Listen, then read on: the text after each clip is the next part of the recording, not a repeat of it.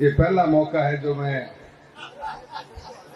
हमारे बीच में खड़ा हूं, पर मैं बहुत बहुत धन्यवाद देना चाहता हूं। आज आप सभी लोगों का, आपका सबका साथ मिला और एक ऐतिहासिक जीत राजस्थान के अंदर पर लोग लेके आए हैं। मैं कांग्रेस के सभी कार्यकर्ताओं का भी बहुत बहुत धन्यवाद देना चाहूंगा। मंच को फायदा लेना चाहूँ, थोड़ा सा मैं ही मेरी बात कह दूं, क्योंकि काका की खास बिटाने थारसाना को बहुत बहुत साथ मिले है। सबको धन्यवाद है और प्रकाशा साहब आपका भी बहुत बहुत धन्यवाद है। बहुत मजबूती के साथ एक चुनाव लड़ा था अपन ने, और जिस एग्रेसिवनेस के साथ में आज इस देश के अंदर एक विपक्ष की जरूरत है और उस रूप में अपन काम कर रहे हैं। विधानसभा के अंदर भी आज कांग्रेस की जो परफॉर्मेंस है, जिसकी चर्चा दिल्ली तक ही नहीं, देश के अलग अलग कोने के अंदर है कि आज विपक्ष इतना मजबूत है कि सत्ता पक्ष के मंत्रियों के पास और मुख्यमंत्री तक के पास जवाब तक भी नहीं। ये अपन लोगों की सबसे बड़ी कामयाबी है, मैं मानता हूं, और ये जागरूक नेतृत्व की सबसे बड़ी पहचान होती है और कार्यकर्ताओं की मजबूती होती है। हमारे सभी विधायकों का भी बहुत बहुत धन्यवाद देता हूं मैं, जिनकी फील्ड पे बहुत अच्छी पकड़ है और उसके कारण ऐसे इश्यूज को रेज कर पा रहे हैं। मैं आज के इस मुद्दे पे इतना ही कहना चाहूंगा, देश के अंदर जब से हिडनबर्ग की रिपोर्ट आई है और अभी जो लेटेस्ट खुलासे हुए हैं, इन खुलासों के बाद में एक आम आदमी बड़ा चिंतित है इस बात को लेकर, जो सेबी के मेन मुखिया है, अगर उनका भी नाम, आपने एक चीज महसूस करी होगी, पिछले कुछ सालों के अंदर काफी लोगों का पैसा आज की तारीख में स्टॉक मार्केट के अंदर, म्यूचुअल फंड्स के अंदर बहुत से लोगों का हर महीने टू महीना बढ़ता जा रहा है। ऐसे के अंदर इतनी बड़ी संस्था के अगर मुखिया और उनके पति का नाम ऐसे रिपोर्ट्स में आना, ये मैं समझता हूं देश के साथ में बैठे हुए करोड़ों निवेशकों के लिए बहुत चिंता का विषय है। और बहुत सही मुद्दे को लेकर आज कांग्रेस पार्टी और राहुल गांधी जी के नेतृत्व में हम जो धरना प्रदर्शन कर रहे हैं, ये सिर्फ एक पॉलिटिकल पॉइंट भी नहीं है, ये उन हजारों करोड़ों निवेशकों का आने वाले पैसे का, भविष्य का सबसे बड़ा मुद्दा है, जिसको पे उठाना बहुत भी जरूरत थी। और मैं डोटासरा साहब का बहुत बहुत धन्यवाद करता हूं कि जयपुर के अंदर आपने इसकी शुरुआत करी है। आपका आदेश मिलेगा तो ये जिले भर तक जाएगी और ये आवाज उठनी चाहिए। और एक बहुत सही सोच के साथ में ऐसे माहौल में जहां पे हर एक एजेंसी को जेल में डालकर उसका मिसयूज किया जा रहा हो, एक ज्वाइंट पार्लियामेंट्री कमेटी का गठन होना बहुत जरूरी है। और ये मांग को लेकर आज कांग्रेस पूरे मजबूती के साथ राजस्थान का हमारे सभी एमएलए एमपी सब आए हैं और आपकी अध्यक्षता में प्रोग्राम हो रहा है। हम सब इसकी डिमांड करते हैं और मैं समझता हूं कि सरकार को मजबूर होना पड़ेगा। हालांकि सरकार पिछले 2 महीना में 3 बार तो मजबूर हो चुकी है कि घुटना गबल आई है और गला सड़कों पड़े हैं और बहुत से ऐसे मुद्दे और निकल के आएंगे। आज का विपक्ष इतना मजबूत है कि लोकसभा में जब कोई बात चलती है तो मैं समझता हूं जो एक मुट्ठी बंद मजबूती दिखती है, उसका फर्क आने वाले समय के अंदर देश की नीति में भी फर्क पड़ेगा। सरकार को झुकना पड़ेगा ऐसे हर उस नीति के साथ में जहां उनकी मंशा छुपी भी होती है, क्लैरिटी नहीं होती, उन हर हम इश्यूज के ऊपर फोकस होकर चलेंगे। इन बीते हुए महीनों के अंदर किसान की बात जरूर करूंगा। जो हालत राजस्थान के अंदर भजनलाल सरकार ने बना दी किसानों की, इसके बारे में जितना बोला जाए उतना कम। चुनाव में वोट मांगने आए थे, मुरारी जी भी आए, बताए उनको बात का, ईआरसीटी के नाम पे वोट मांगे गए और चूरू लोकसभा क्षेत्र जो शेखावटी बेल्ट हमारा पूरा चूरू, झुंझुनू, सीकर, तीनों के अंदर यमुना लिंक समझौते के नाम पे पैसे मांगे, वोट मांगे गए और ये वादा किया गया कि यमुना का पानी लेके आएंगे।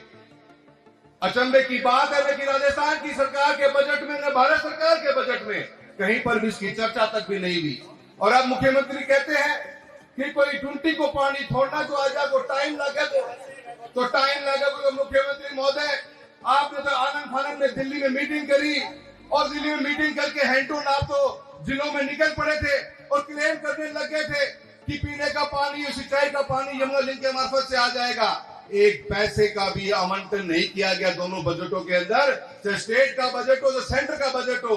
आप किसानों को बेवकूफ बनाने का काम करते हो और इसी के कारण राजस्थान की जनता ने आपको करारा जवाब इस चुनाव के अंदर देने का काम किया है। आज बिजली की हालत क्या है, डोटासरा साहब मैं बताना चाहता हूँ, शेखावटी बेल्ट में हम झींगा मछली पालन करते हैं। झींगा मछली पालन के अंदर आज राजस्थान का शेखावटी एरिया और जहां पर भी खारा पानी है, हम बहुत अग्रणी भूमिका निभा सकते हैं। पर हमारी मजबूरी है बिजली की दरें वो इस कदर बढ़ती जा रही है कि पिछले 3 महीनों के अंदर 150 से ऊपर पौंड बंद हो गए राजस्थान के चूरू जिले के अंदर, और वो पौंड बंद होकर हरियाणा चले गए। और इसके ऊपर भी आलम रुका नहीं। इसी सरकार के अधिकारियों ने बिजली विभाग के अंदर चूरू के अंदर किसानों के, आपने पेनल्टियों के नाम तो सुने होंगे कि पेनल्टी कब्जा है, पर 50,000 लाख 1.5 लाख की तो पेनल्टी सुनी हुई थी। चूरू लोकसभा क्षेत्र के अंदर किसानों ने झींगा मछली पालन का काम किया, किसानों के पेनल्टियां घटी है। अध्यक्ष महोदय सुनकर चंबा करोगे, 38 लाख 47 लाख 56 लाख की पेनल्टी काटने का काम किया है, तो इस भजनलाल की सरकार ने काम किया है। ऐसे में क्या किसान जिंदा रह पाएगा?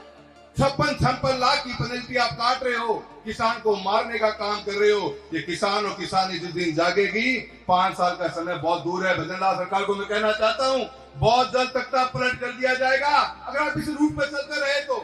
किसानों की आपने ऐसी हालत कर दी है कि आज दिन 20,000 के नाम पे ठगी बजाई जा रही है। बीमा आज एक साल ऊपर हो गया। कांग्रेस के घोषणा पत्र में बात साफ दे गई थी कि हम 30 दिन से लेकर अंदर किसान का बीमा का क्लेम डिस्बर्स कर देंगे। आज चूरू लोकसभा का ही नहीं, पूरे राजस्थान का बता देता हूं, 2023 खरीफ का पूरा बीमा 1 साल हो गया, आज तक मिला नहीं है। और राजस्थान सरकार के अंदर में हालत यह है कि अधिकारी और मंत्री दोनों सोए हैं, और भारत सरकार के मंत्री तो ये तक कहते हैं कि अगर किसान को बीमा टाइम पे नहीं मिला तो 12% ब्याज देंगे। 12%। क्या भजनलाल सरकार 12% ब्याज देने को तैयार है किसान को? मंच पे हाँ भरिए, अपनी प्रेस कॉन्फ्रेंस में हाँ भरिए। हम घर किसान ठोकरे खा रहे हैं, धरना प्रदर्शन कर रहा है, बीमा क्लेम आ नहीं रहा। मैं बहुत से ऐसे मुद्दे जिन मुद्दों पे हम बात कर सकते हैं, पर मैं इतना ही कहना चाहूंगा, मेरे कांग्रेस के परिवार के अंदर मैं एक हिस्सा बना हूं।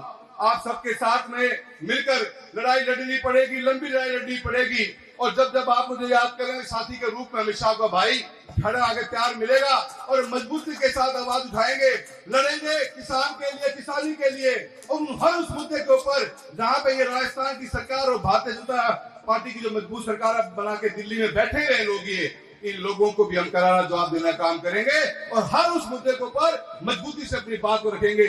और आज हम इस ईडी के ऑफिस के आगे धरना कर रहे हैं, जेपीसी की डिमांड कर रहे हैं। ये बहुत बड़ा घोटाला है, जब तक जेपीसी नहीं होगी पन्ने से ही पलटे नहीं जाएंगे। यूं ही कोई बात नहीं हो सकती। जो आज मीडिया को कंट्रोल तो कर लिया गया है, पर बहुत से पन्ने पलटने बाकी हैं। और जेपीसी एक ऐसी बॉडी है, ज्वाइंट पार्लियामेंट्री कमेटी, जिसकी वो ताकत है जिन पन्नों को पलटेगी और इस दूध का दूध और पानी का पानी करेगी कि कितने करोड़ रुपए का भ्रष्टाचार इस हिडनबर्ग की रिपोर्ट में छुपा हुआ है। और अडानी जैसी कंपनियां, जिन कंपनियों के नाम के ऊपर जो हमारे को आज तो मंच पर तो नाम नहीं इसका, वरना हमारे राहुल गांधी जी ने एक बहुत नाम सही दिया था, A2 को इलाज या जेपीसी कर्ज का है। और ये हमारी डिमांड बहुत मजबूती से अपना सारण रखनी है। सबने आप यहाँ पे आए हो, मुझे बोलने का मौका दिया है, सभी का मैं बहुत बहुत धन्यवाद करता हूँ। जय हिंद, जय भारत।